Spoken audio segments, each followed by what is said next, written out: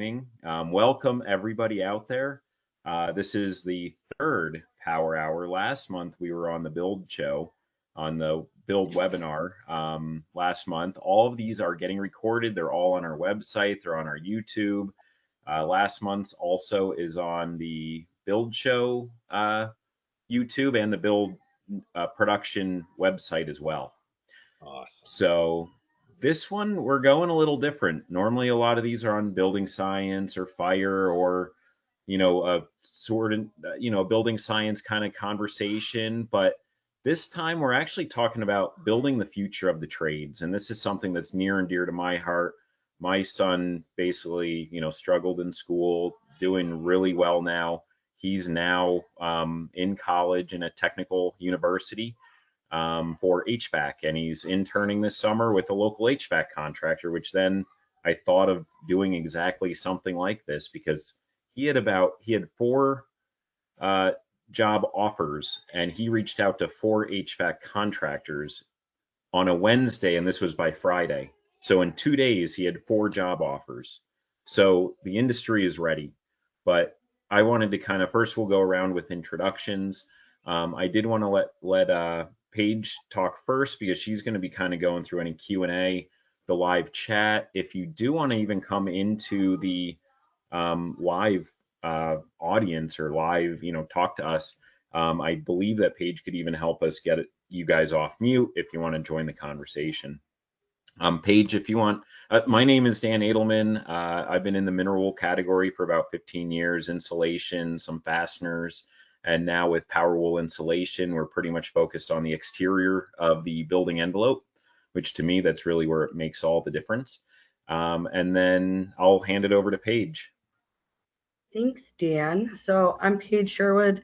I have a background in mineral wool, wood fiber insulation, and different WRBs. So the exterior, the envelope is the name of the game for me and what kind of gets me excited about building science. So I work with Dan over here at PowerHour, the Northeast Regional Manager. I am going to be manning the questions, the chat.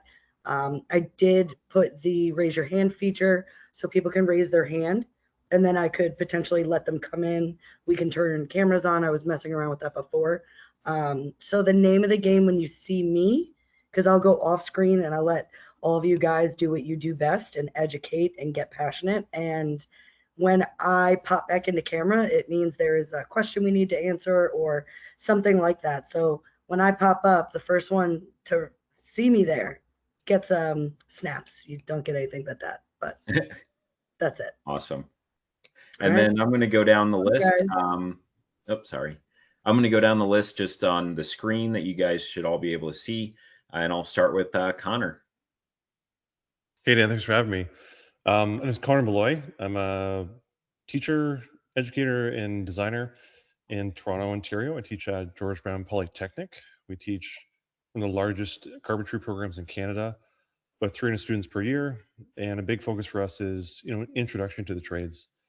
Not every student comes from a technical high school like some of my colleagues teach at, and it's a big opportunity, and we feed a lot of great builders in town. So being here and talking about how we get more people into schools like ours and also non-traditional routes into the trades is a big topic for us. So thanks for having me. Yeah, thanks for being on. And then next down the list is Walt. Hey, everybody. Walt Tamala, owner of TNT General Contracting, a build, design, educate firm based out of Westfield, Massachusetts. 33 years in business. I've been a president of our local HBA state and national chair and representative. So I've got to see a lot of the building industry in my 33 years. I love it. I put a tool belt on every day and I'm out there. And in the last 4 or 5 years, I've really made it a passion to strictly hire from our local trade schools. I created an apprenticeship program where these kids go through their school, come co-op with us, do a year with us afterwards where they get to touch every element of the trade. And then after that, they get to decide, where they want to go from there, and what their passion really is. So they're not forced right into a college. They're not forced into a career. they get to really experience what our industry is all about, and we have a lot of fun doing it. So that's what I'm really happy and excited about to share here today, is how we really get these kids excited because they're passionate and they're amazing students. Awesome. And thanks for joining us once again, Walt. And the next on the list is Matt. Hello, Dan. Thanks. Hello, everybody. I feel like it's been forever since I've seen some of you, except for Thomas on there. Just saw him. Yeah, Matt Bloomquist. Better known either on Instagram and things like that with Build, Learn, Teach. Also teaching at Taylorville High School. This fall, though, I'll be making the jump to the collegiate level, like Connor, moving up to Lincoln Land Community College here in Springfield, Illinois. Just 25-minute drive up the road. So big things happening there. Our school is in that district, and I have been adjuncting and dual crediting for them for many years now too. So we're looking to get a hopefully a house building program going, whether it's tied in with Habitat Humanity or its own separate house building program, obviously integrating building science principles, pretty good house principles into that and into the classroom, and helping take that program kind of to the next level. And speaking of pretty good house, I just put together the pretty good house curriculum that will be hitting the market here, we'll say in a few weeks, for all of our high school and college teacher friends, and especially for those teachers just getting into teaching as we come out of the industry into the teaching, as many of us do. So got a lot of balls in the air, trying to juggle them all, but yeah, pretty excited to be on here, especially to see all you guys. I'm pretty excited. Matt, any chance that even an old guy like me could join that pretty good house virtually?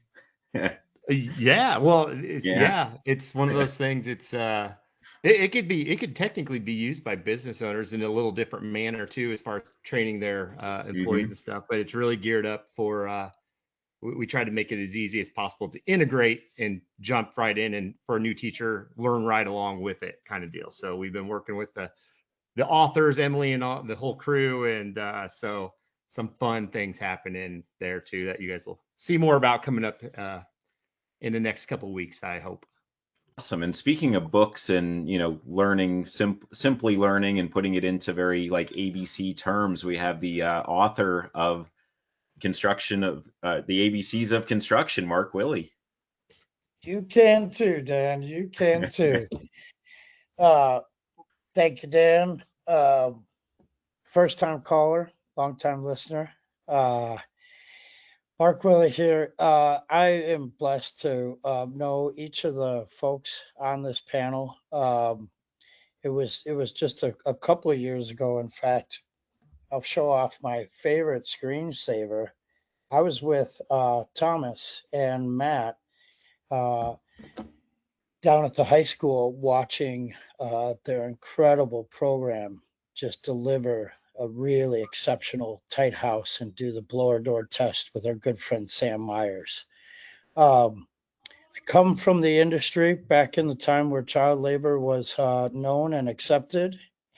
And I've had so many roles throughout my life that have been allowed me to work in new communities, new experiences, all the way down to the manufacturing side and certainly the building side. And today, I get to work with a lot of strong voices to share that education in small town USA and big city events. So Dan's been a friend since we played softball back in junior high, and can't wait to see where this program goes, because this is what's needed in our industry.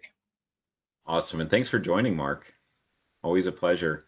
And then I did want to bring up Thomas as well. So he was he was able to join basically today, but I wanted to bring in kind of the voice of the past student.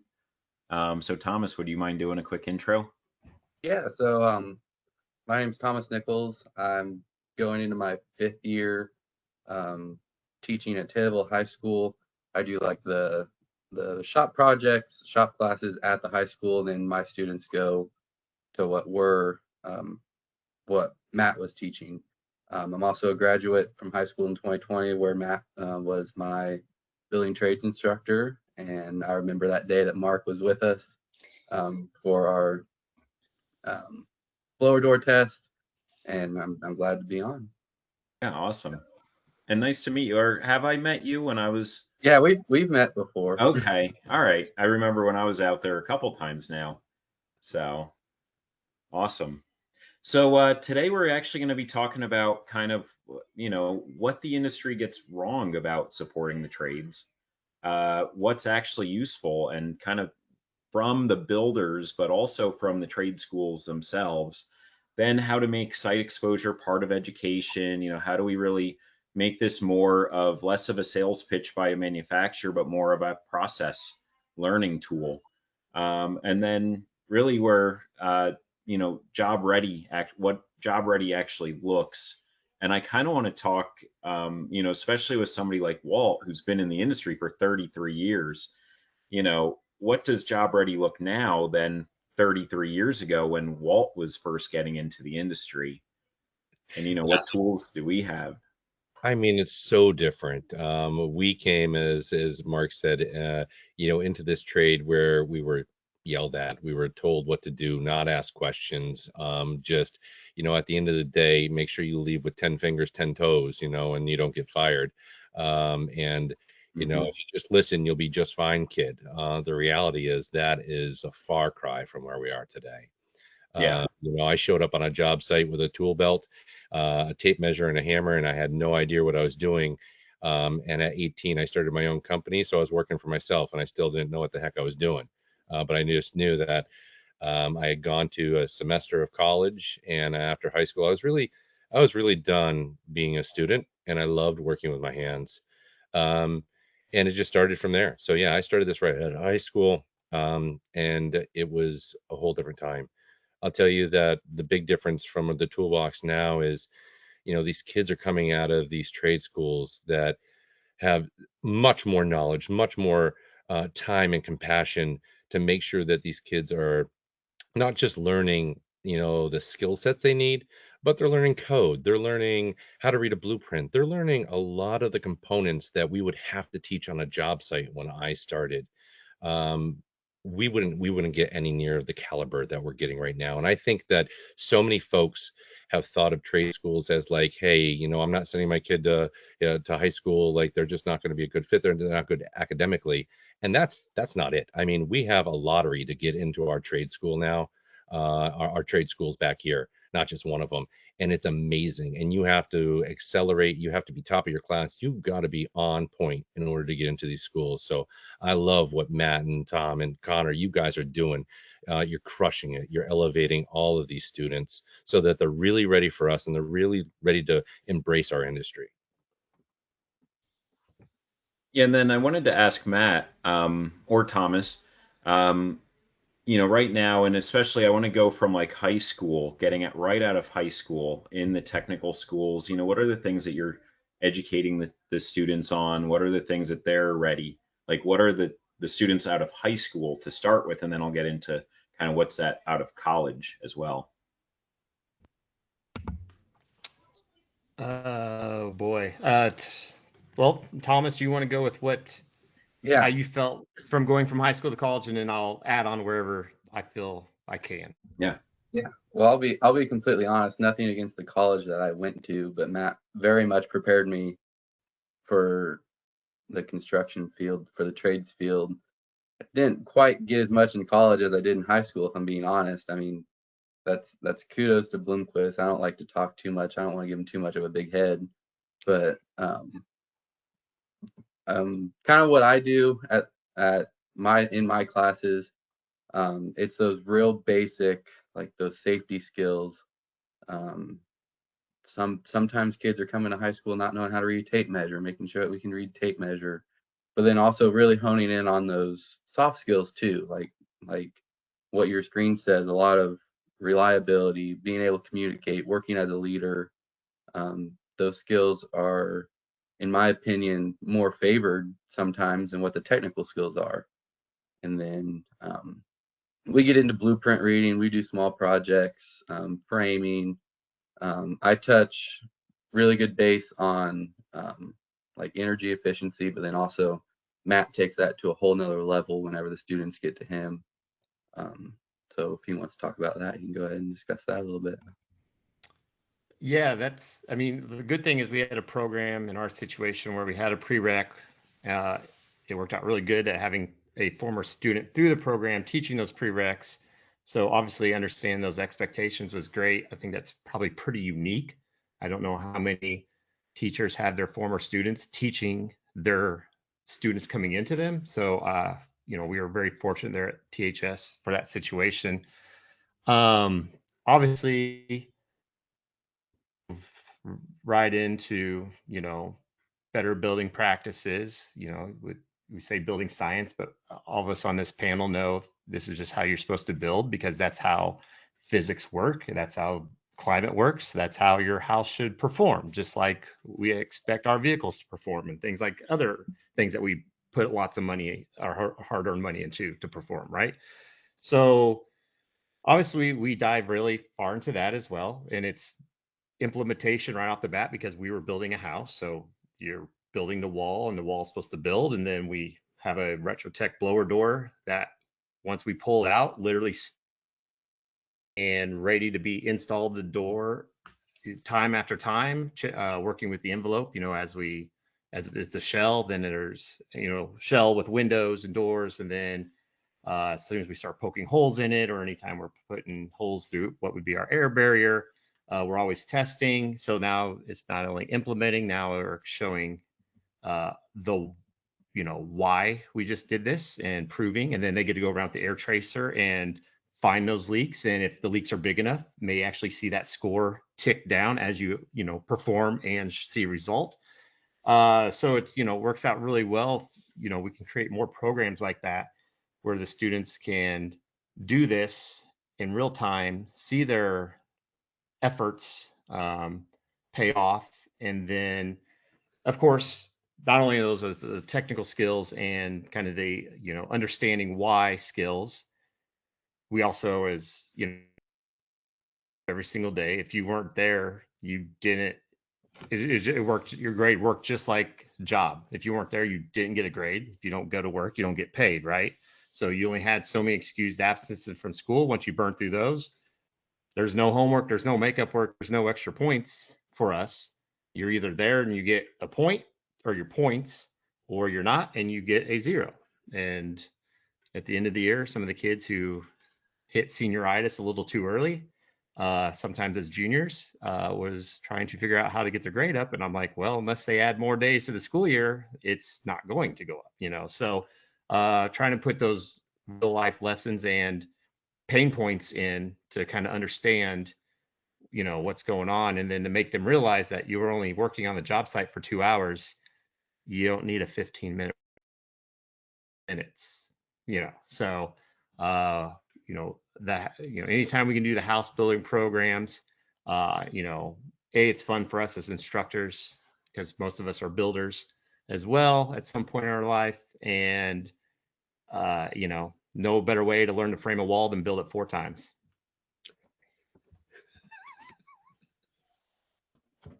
Good point. We've all been there before. Still and there. and I also feel like, one thing, just looking back again, my son's kind of path through this journey was in high school at the local Votech. He had a great teacher like you, Matt, and he really, he did benefit the most. And I think how we could do on the manufacturer side of supporting teachers is really just offering them what they need, whether it be, education support, product support. But Connor, like, what for you, like, what kind of things for, support are you looking for in everything?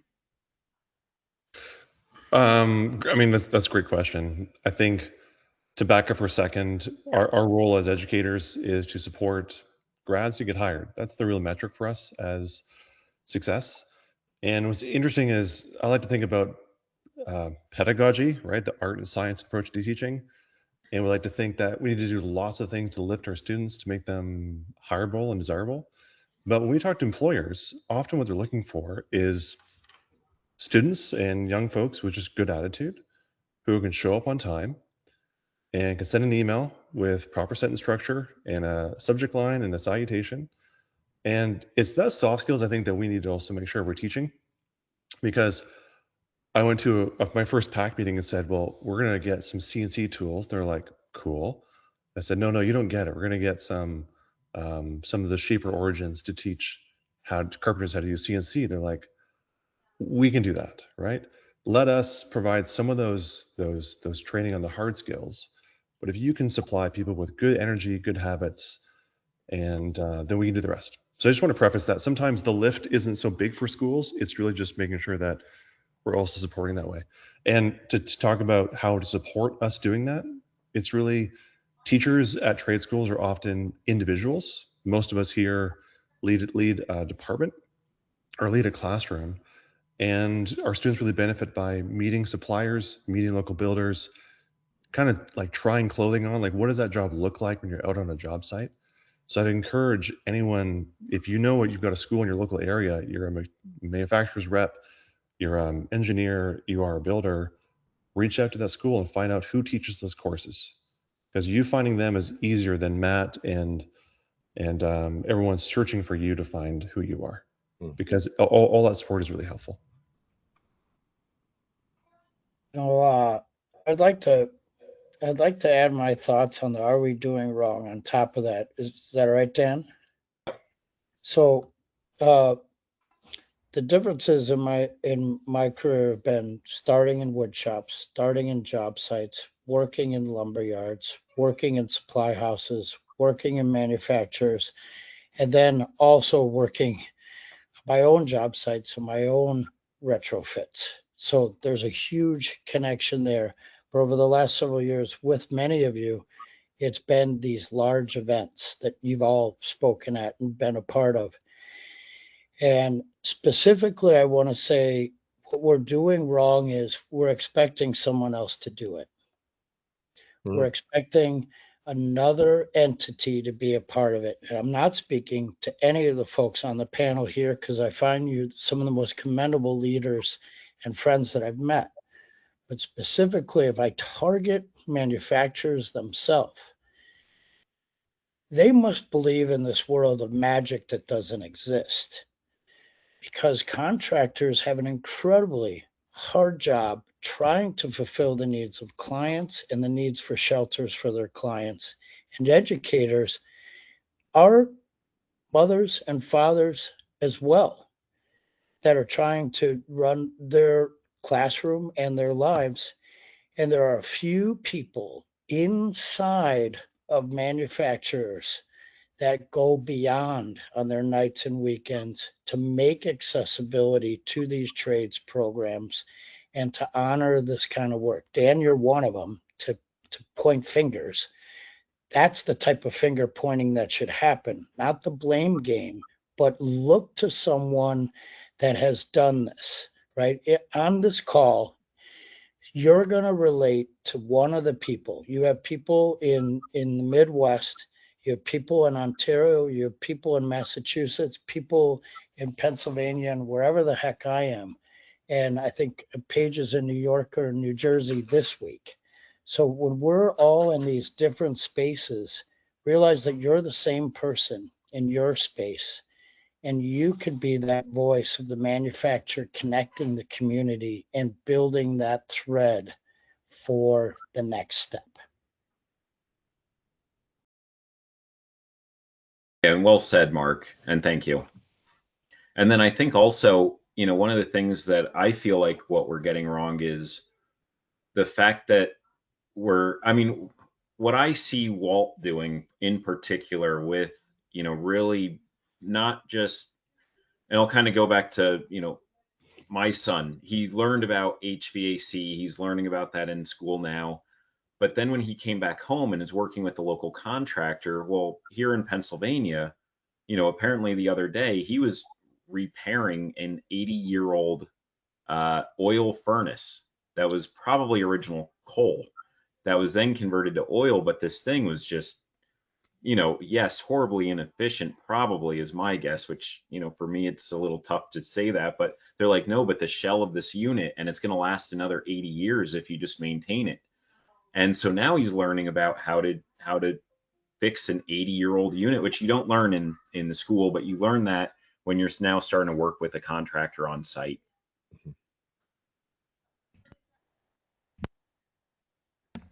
There we go. Sorry.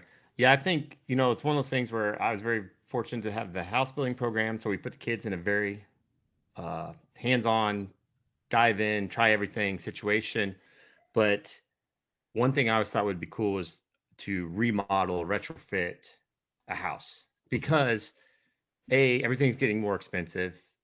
Even in my town, there's not that many just empty lots anymore. Like growing up, we always had empty lots to play home run derby in, right? That's not a thing anymore. So it is fixing older houses. It is repairing older things. And I mean, a lot of it for us as teachers, I think, is getting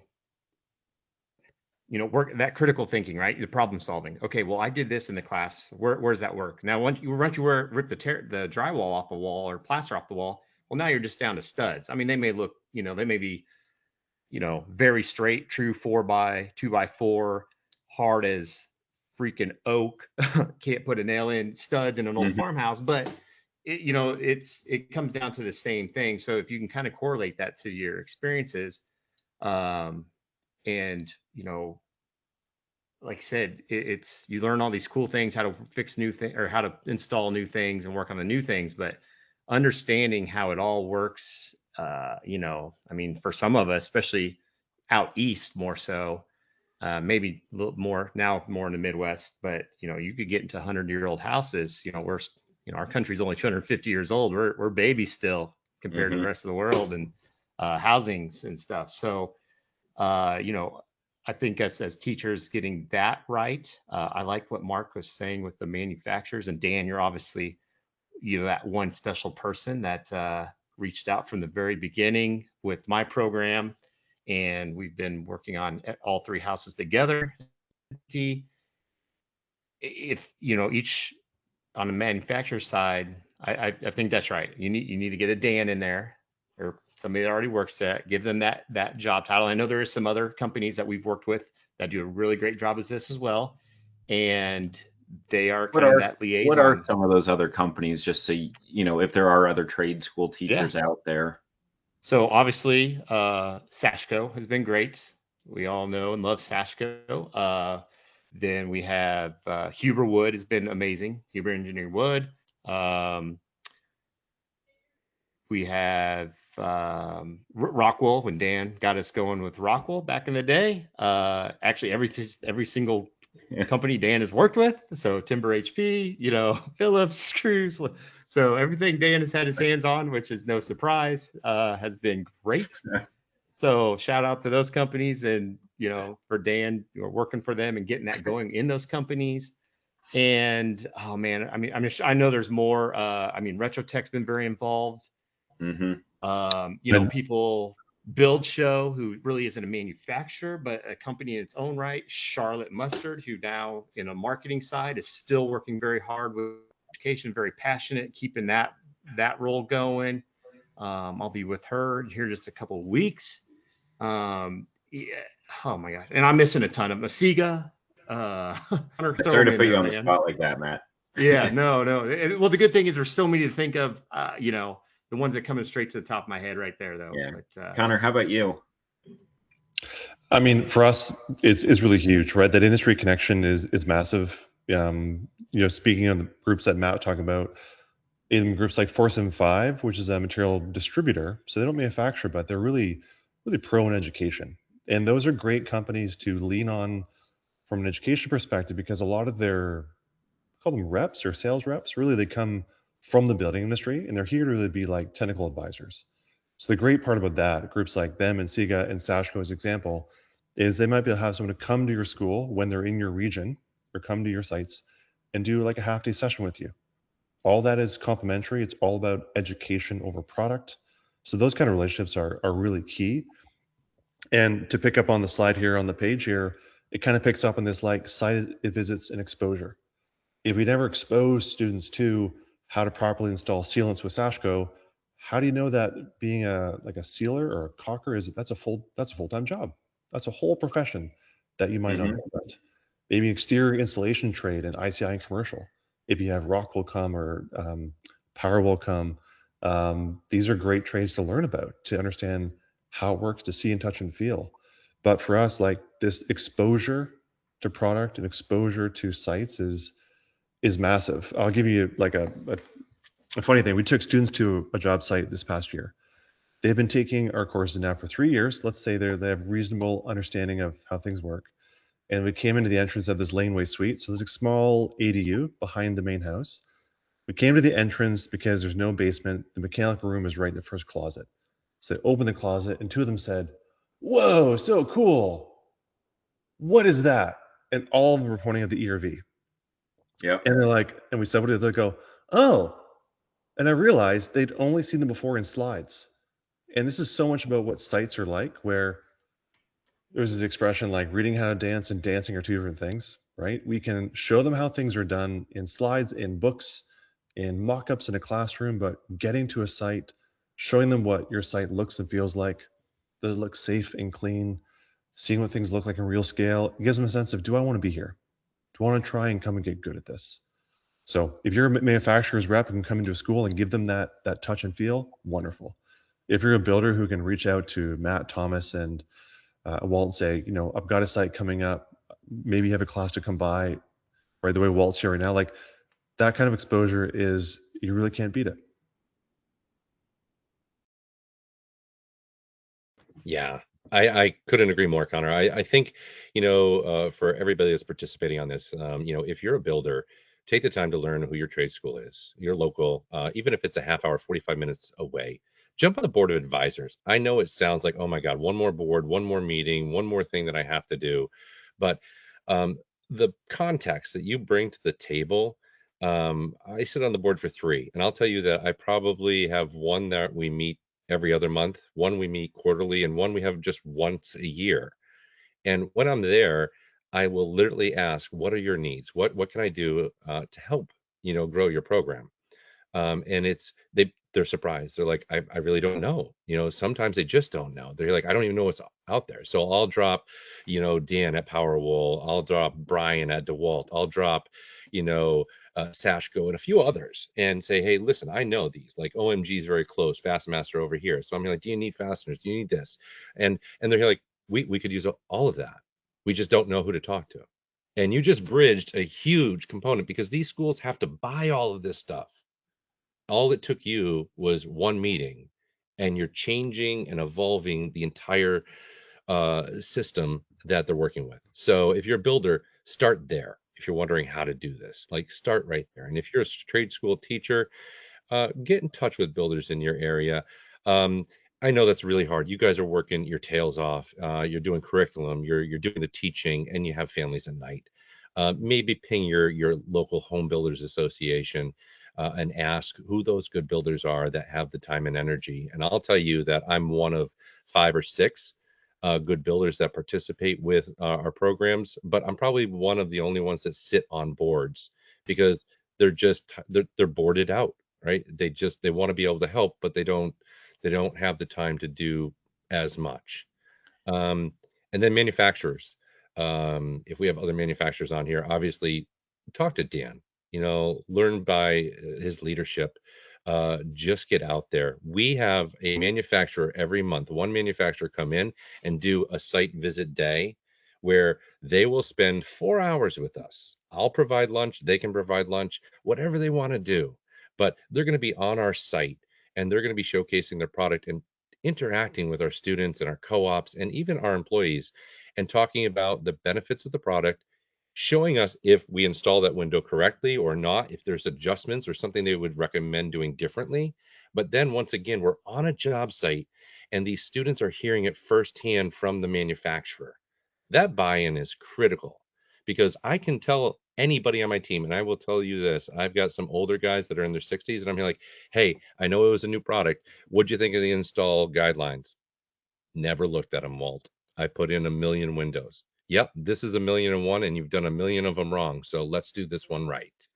Um, but again, hearing that and have that interaction, these students, these young folks, they see us all interacting as an industry, not as, oh, it's the manufacturer's fault the window was wrong, or oh, the supply house didn't get us this on time. No, they put faces and names to everything, and then we become like a family. And that's what I try to create, is an atmosphere where we're all there to work together and take care of each other.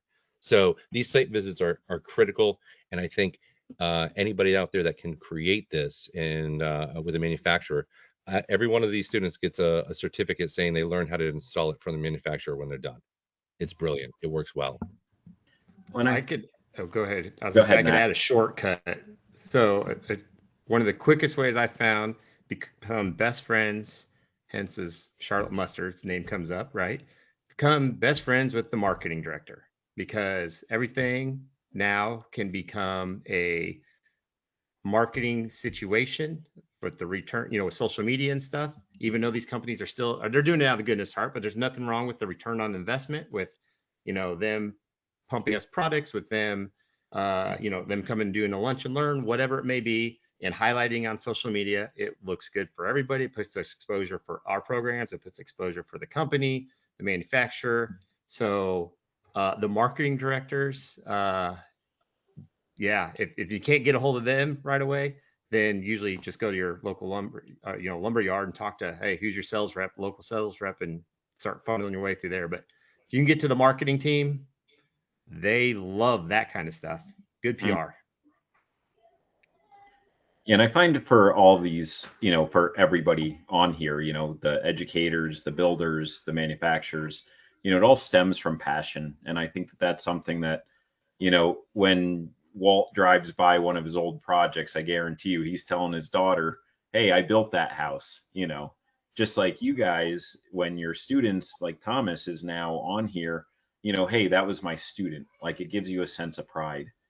And I think that's something to do with it. And I have these slides. I honestly don't even know if we need them or not, but I'm just kind of have them up on the screen still. But when it comes to supplier support, I did want to go through this, like, the samples and mock-ups. I think also one thing that I know that Walt does very well on the builder side of things is that he brings a whole trade school to JLC Live. So Connor, like when you were talking about seeing the ERV in real life, taken to a trade show, you're like 300, different suppliers, new products, like, that's got to be just mind blown. They absolutely are. And you know what? On graduation day, when we're hanging out with everybody and we're talking about, like, all right, so give me the top 10. It's always a teacher. It was always an experience. And then they're like, oh man, that trip we took to JLC Live, that was amazing. Like, this industry is so big. There's so much more there than I ever imagined. It was awesome. And everybody was so nice to us.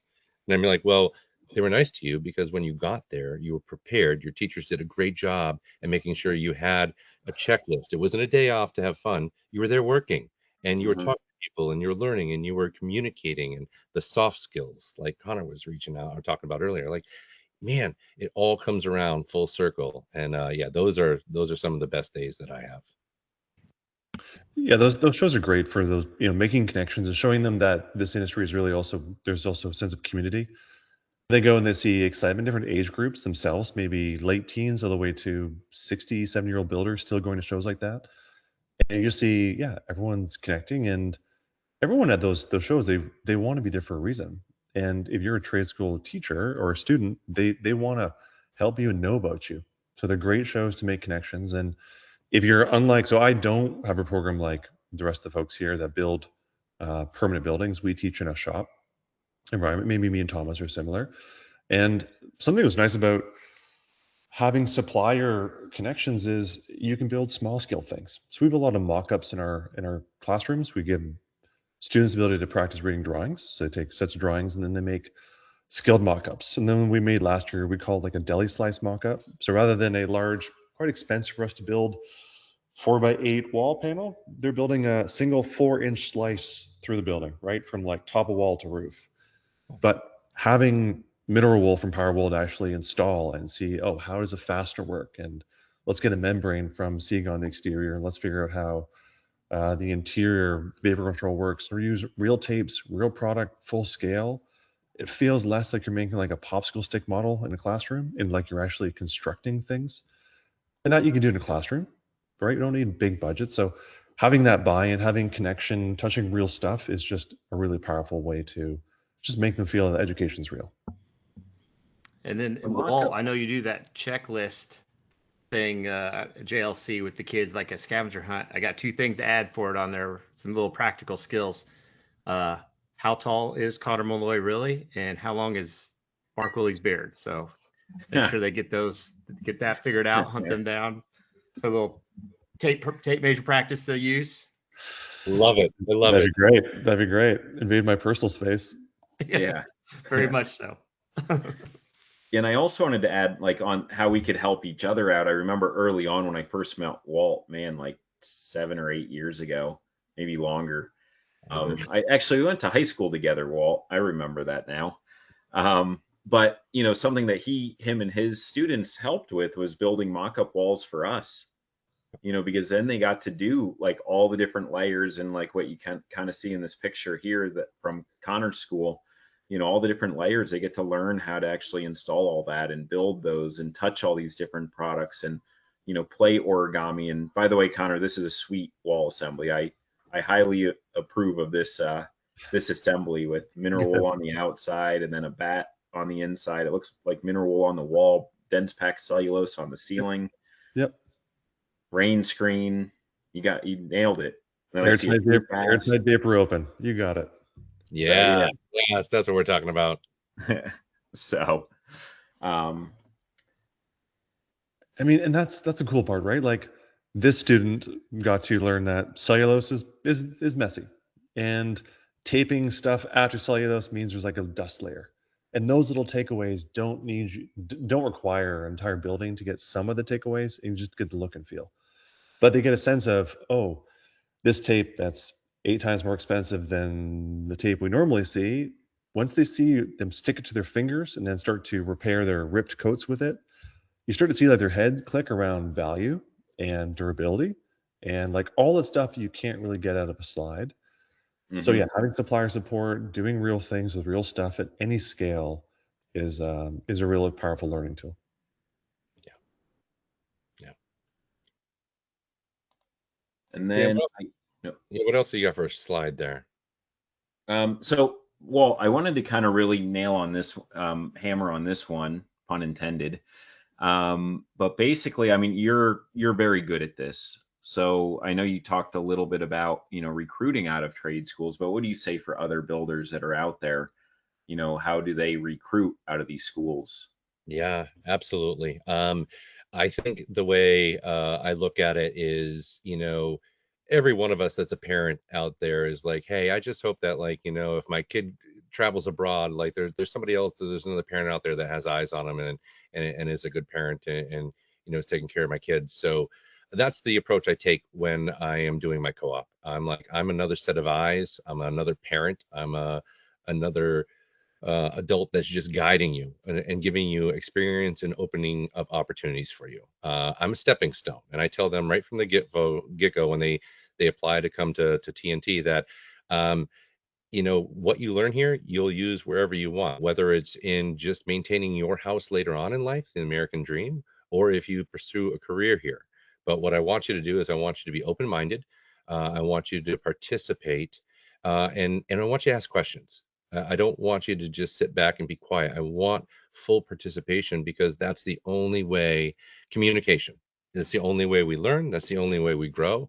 And we always work as a team. So, Dan, one of the things that I do that, a lot of the builders around here are like, Walt, you're nuts. But the very first week that a co-op student comes to me, they're required to have a vehicle and a license to be able to leave the school and work with us. So that could be their junior year. And I tell them the very first week, just meet me at the shop and park your car. And they're like, well, what do you mean? I'm like, because you're going to ride with me. I go, in order for you to appreciate what goes into this industry, you have to see what the owner goes through every day. So I'm going to pay you this week to ride along. I go, every job site we stop at, you're going to listen to the conversations I have. You're going to see the things I look for. You're going to know how many different projects we have to go to. And then you're going to hear how many conversations I have in the truck. So when you go to be like, well, like Walt's not here, or the project manager or the lead's not here, or this or that, you're going to have a better appreciation of why and just how much goes into this entire process. So when I do stop at the site, and often I'm 4 to 5 hours, Dan, you've seen it, on a job site, I'm swinging Hmm. a hammer with them, right? It's the appreciation of value and the know that they can just walk up and ask any question. And Ben the other day is like, Walt, after the first week with you, I was like, I totally got it. I want to own my own company. And I mean, like, Ben, you got it, buddy. I've got 23 high school students that have come to me, or not students, or just people that have come to me that have created their own businesses since I Wow. started 33 years ago. So let me tell you, I'm all about it. I'd rather subcontract to you. I'd rather you run your own business. You feel the pain and the joys of doing that. It's just as good as owning a home. I go, but at the same point in time, then it's your own. I go, and if you wanted to come back, I have 2 employees right now that have started their own companies and come back to work for me. I go, you're always Right. welcome because you didn't close a door, you didn't burn a bridge because we communicated and you learned how to do it right. So I think that's it, is just understanding that, especially with this generation, it's not about yelling or just demanding that they do things. It's educating them at the end result and why it's so important because they really do care. They get it a whole lot differently than we did growing up. And I think it's just key to connect with them where they're at and lift them up and let them know that the world's in front of them in this industry. Hmm. I feel like also just the industry in general has changed a lot in the last 30 years. What that stereotypical contractor even looks like or acts.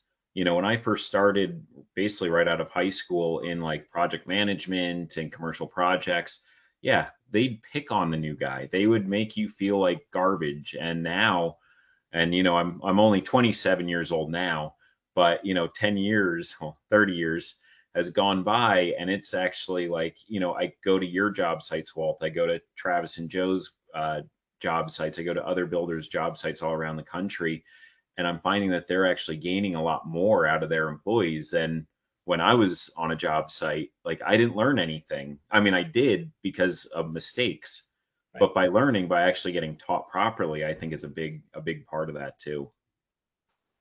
Just to add on to that, like from the student perspective, I mean, whenever I was in high school, I worked for several different contractors part time, kind of just when they needed me, they'd call me.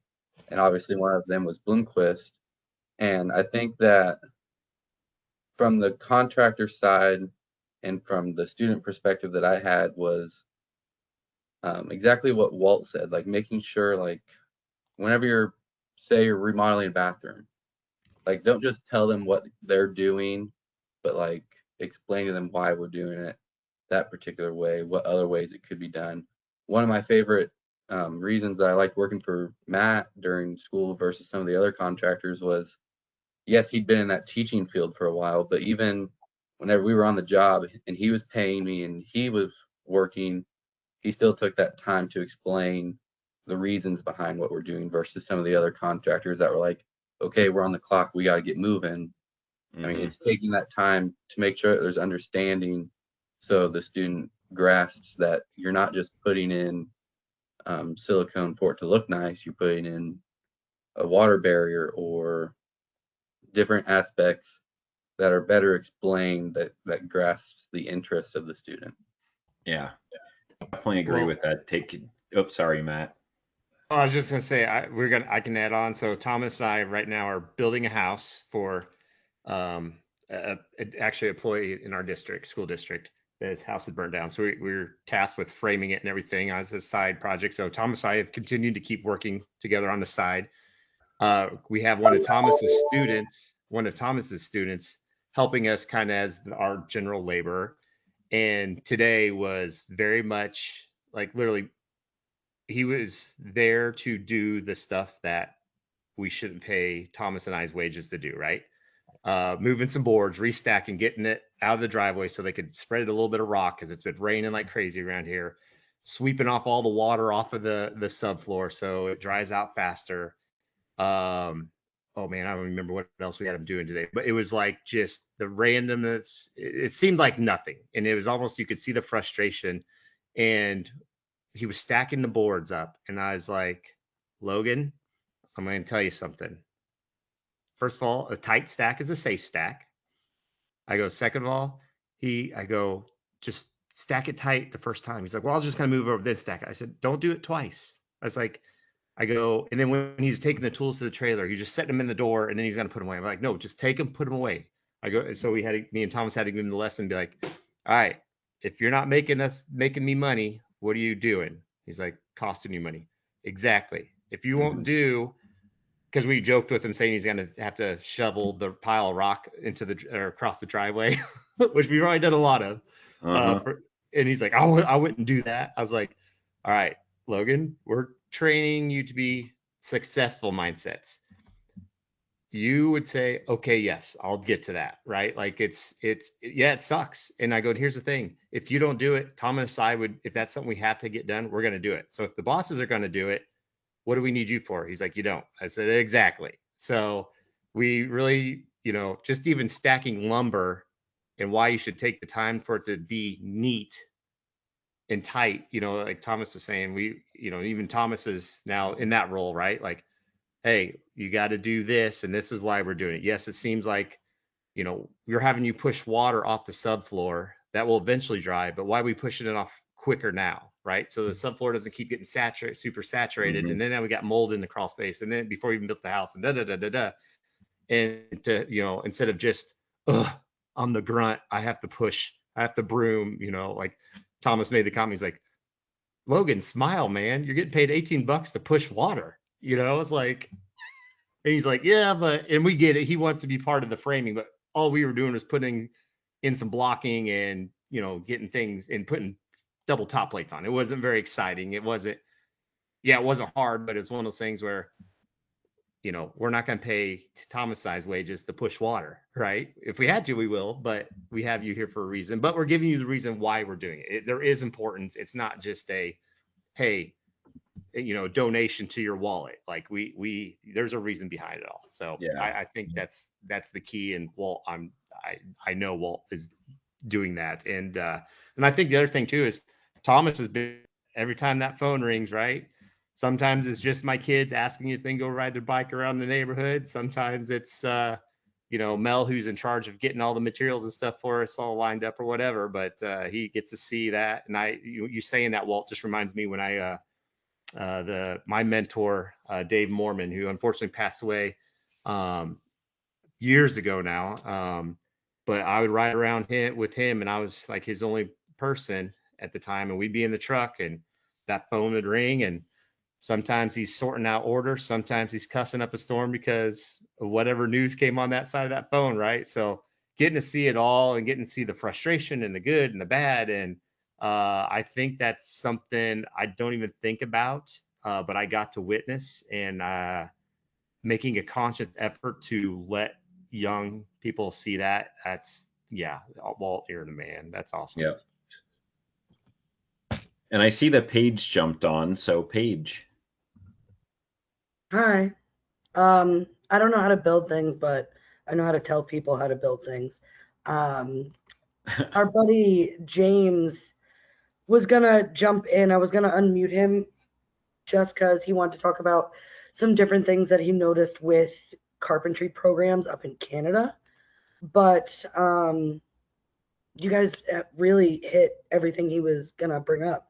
How important it is to take it beyond just theory, make them comfortable learning, and not just this is what you do, but why. Sometimes when I'm training people on insulation or a different assembly and why it's important, it's I call it the light bulb moment, right? It's something where common sense clicks in, and it's opens up the whole idea of, oh, that it makes sense. Why would you do it any other way, right? And I think it's just super important. We need master craftsmen. We need masters of their trade, I think, now more than ever. So it's been fun listening, and I agree, and I try to help and encourage wherever I can. I actually just brought James in as a Okay. panelist. So, James, if you want to do a quick introduction, because I think we're going to have you on actually next month for fire. He's muted. Yep, James, you're on mute. Work through the I'm kinks. James. All good. Yeah, I know it's just like life, right? So Yes. I work through the kinks and everything smooths out. So I'm a principal at RDH Building Science, and I teach hands-on training for Canadian Home Builders Association, builder training, um, colleges, etc. One of the comments that I want to have, everything you talked about is amazing. The problem I'm having when I go to colleges, and I live remotely, so it's not all big city stuff, okay? It's where the rubber and most of everybody lives, is getting changed into the curriculum is incredibly difficult. They got this set time that every minute's accounted for, and they talk about crap that's no longer relevant. Okay? Okay, what about a party wall? How do you get that air tight? What about the side wall of a garage? Where is the air barrier transfer? They strip in a flat window with an exterior air barrier. What are you talking about is what I hear. This is insane. But this is the problem I have is when I'm on sites and I talk with either graduates or not, and I explain simple building science and requirements that they don't quite know what I'm talking about. And that's because of all the things you talked about, and they're doing so well. And I have mock-ups behind me. This is a low slope roof assembly. I have 3 of them that I have built that I will be doing fire testing on. I'm going to try, I build them and then I burn them. Okay. So what is a class A assembly, and what is its actual limits of resistance?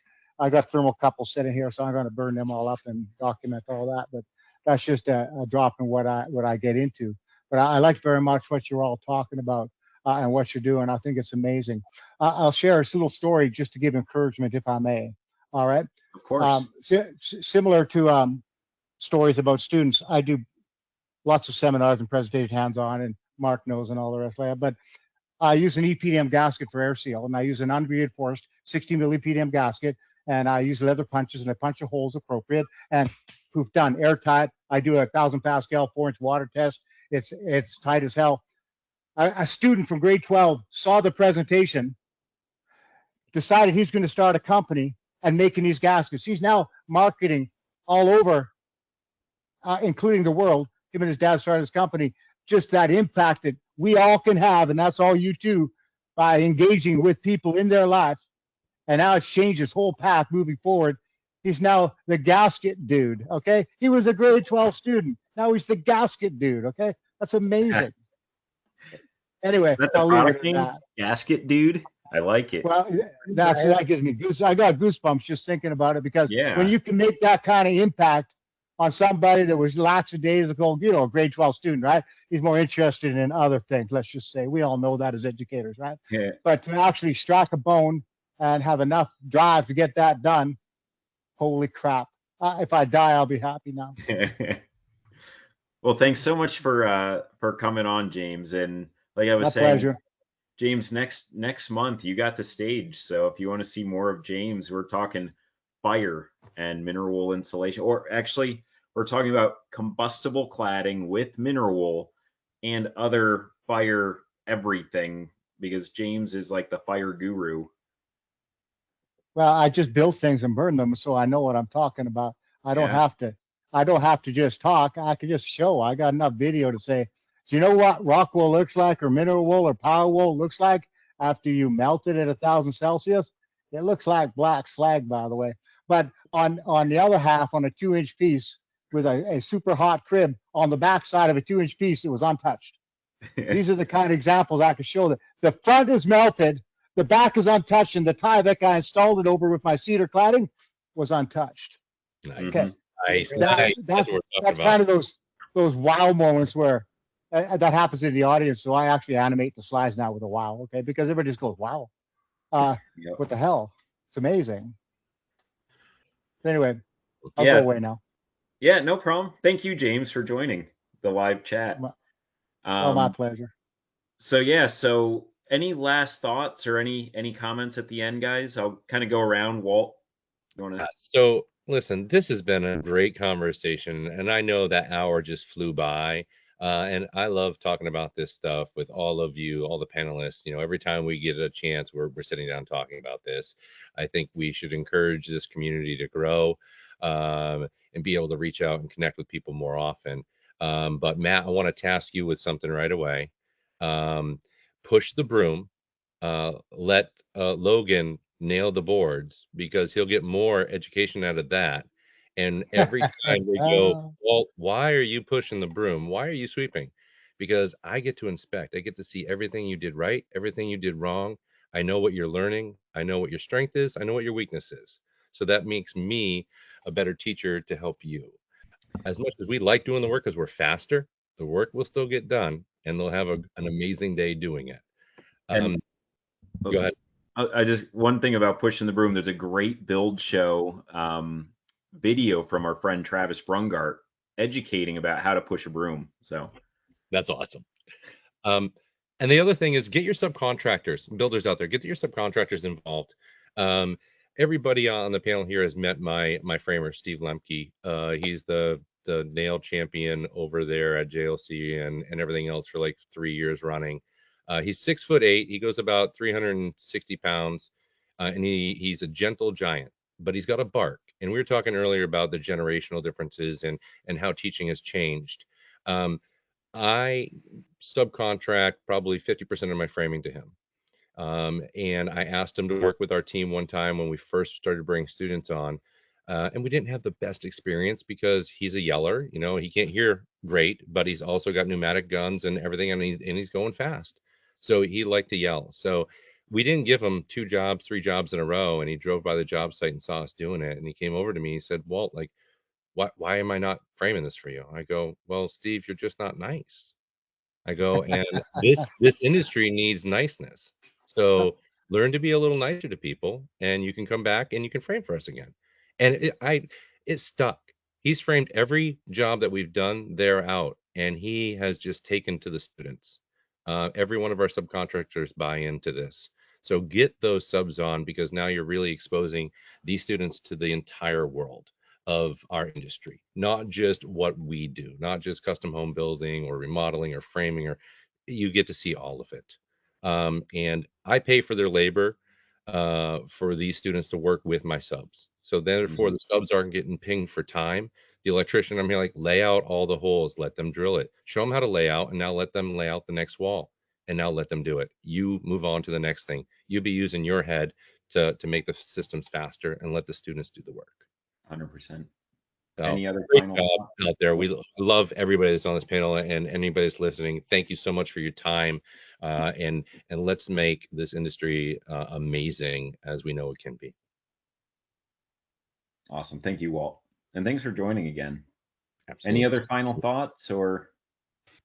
Yeah, I can jump in here. I can say I'm fortunate to be here because my dad is a builder. They gave me the exposure to what sites look and feel like when I was 10 years old, 11 years old. And I think a lot of builders talk to us about, they want experienced people. They want somebody who can run a site, who can frame a project. And we only get to that expert or expertise level if we initially get exposure first.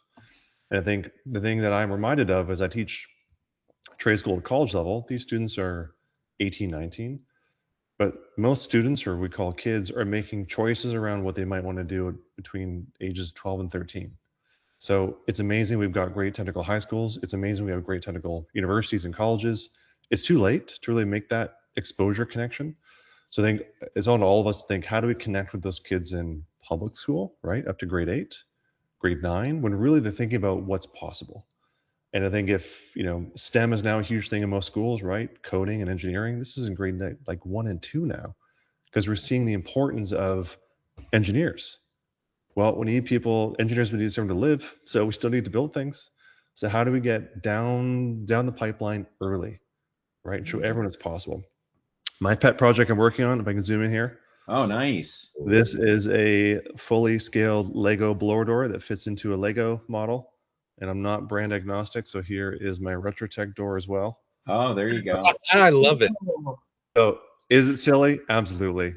But is it a way I'm going to talk to my cousin or my nephew who's 4 about blower doors? Absolutely it is, right? Yeah. So I encourage us to just think, how do we get early as possible and build exposure? Because without exposure, you never get experience. Nice. Love it. Yeah, and I wanted to bring up too, like, I mean, the first 2 weeks of my son working in HVAC, he comes home after 2 weeks and he's like, "Daddy, I really do not like working on air conditioning units." And it's been like 90 degrees here too. And I was like, "Well, why?" And then I realized that they're always up in attics. And I was like, "Well, why don't you question what, because they're replacing these units." And I'm like, "Is there a basement? Is there a conditioned crawl space? Like what?" And he's like, "Oh yeah, there's full basements in these homes." And I'm like, "Well, why aren't they?" And so even like what we're all doing and just like questioning the way that we've been doing it. Well, I was just talking to a local builder to me in Pennsylvania, because he has a large house and he's brand new and he's putting the HVAC unit up in the attic, and it's not a conditioned attic. And I'm like, "You're really going to kill that system that much more." So, but my son was liking the boilers better because they're always in the basement. So I thought that was kind of funny. Anything else, Matt or Paige, Thomas? No, not really. You guys hit it all. And Walt, we do let Logan do a lot of building on the house too. But today, Thomas saw it was very humid, very muggy, and we were definitely going for a little bit of speed today. But it's kind of funny. He enjoys, like, him and I put down the subfloor, and then we got it tacked down, and he had to go back through and do the screwing off subfloor. He loved going fast, did not like screwing down the subfloor as much. So yeah, we give him a little bit of a taste of the good stuff, and then also understand why you have to earn your keep at the same time. It's Yeah. there's a balance there. We definitely tomorrow he'll get Thomas is out getting ready to go run 100 miles or something crazy, whatever he's going to do this weekend, and then Oh, wow. he'll get to help put up the last little bit of wall sheeting and stuff tomorrow with me, so he'll be all excited about that. And he joked with us today. It's funny, we talked about this all day. He told us, he goes, "You guys are the bullies that just pay me." We're like, "Logan, we're not bullying you. We do have fun with him, and we let him have fun with us, which is a good rare opportunity that you get to chirp back at a teacher. That doesn't get to happen at school." So it's always a fun thing. Just like Thomas and I, when Thomas was my student and he would work with me on the side, the summer relationship changes drastically compared to the in-school relationship. So he gets a little bit of taste of that and stuff. But we were telling him about, back in the day, you think, cracking some jokes with you is bullying, buddy. Whew. It's like back in the day, if you didn't go home, feel like you want to cry and quit, so I think things have definitely changed from that. And it's just kind of funny. We talked about that, and that we literally had these kind of conversations were happening on the job site this morning with us. So it's in action. It's real life. Well, thank you everybody. Thank you, Thomas. Thank you, Walt. Thanks, James. Thanks, Connor and Matt and Paige, of course. Enjoy the island, and till next time, guys. We'll talk to you soon. Bye. Bye now. Everybody, thank you. Yeah. Thank you, everyone.